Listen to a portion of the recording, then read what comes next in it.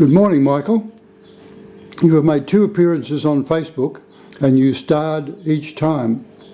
Our hope is that you can feature in a film at the Griffith, New South Wales Regional Theatre and then Australia-wide. Good morning, Brian. It is a pleasure to work with you, but I do have a small concern that you might be trying to trick me. Michael, I'm sorry you feel that way, but let us summarise yesterday's session. This is the graph of Australian current account. Prior to 1970, it was usually positive and coming down to the zero line. This is the zero line. You agreed that Australia's current account has deteriorated since 1970. Yes, I did. You agreed that rural farm debt has increased from 0 in 1970 all the way up to more than $70 billion now. Yes, and I really feel for farmers because of that. You agreed that Australia's GDP growth of 2% is quite a disaster.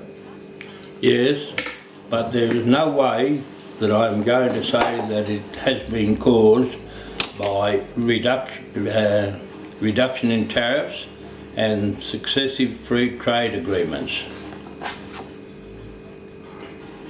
Michael, you're a nice looking young fella, but you also want to be known for your logical thinking.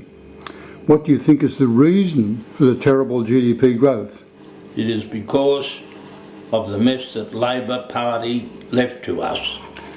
Michael, no. When I paid $15 for you, I realised that you were made in China.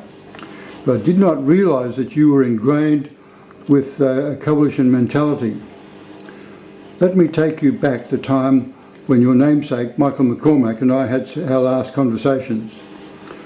That was before his minders said that we could not communicate. Michael had arranged for Ian McFarlane to write to me. Ian proudly said that in 2012, Australian exports were $300 billion. I told him that they should have been $450 million. In his budget, Joe Hockey said he was now the Treasurer and the budget would balance. Do you remember that, Michael? Yes, I do. We were on top of the world. We were the envy of the developed world, except for this hostile Senate.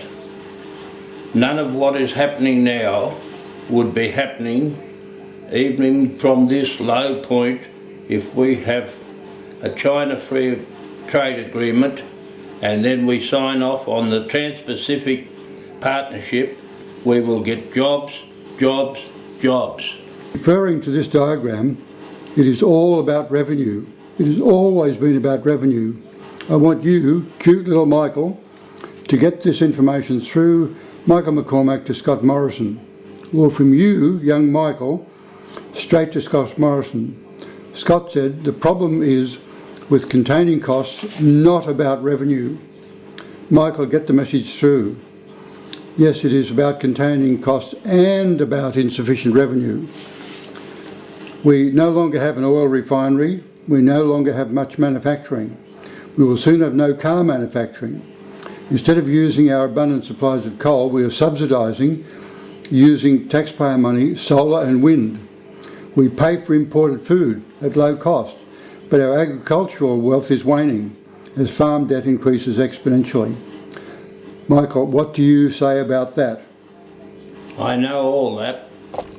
What do you not know, Brian, is that Malcolm Turnbull agrees with the professor of the Monash University in Churchill, Victoria, who said it has been good for Australia for manpower base, conventional and manufacturing to make the transition, the current buzzword, to innovation industry.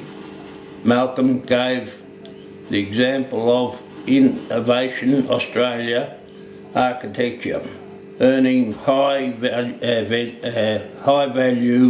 Michael, we can conclude this session with two statements. One, over 1 million jobs have been lost and replaced by perhaps 20 or even 100 highly paid jobs. Two, my personal experience based on a project in Japan some decades ago is countries like Japan and China will pay big money for cutting edge work. Then they copy the details. The next step is to train hundreds of their own people to become world leaders aided by free trade agreements. What are your concluding statements, Michael? Ryan, I like you, but you do not understand how the new world is evolving.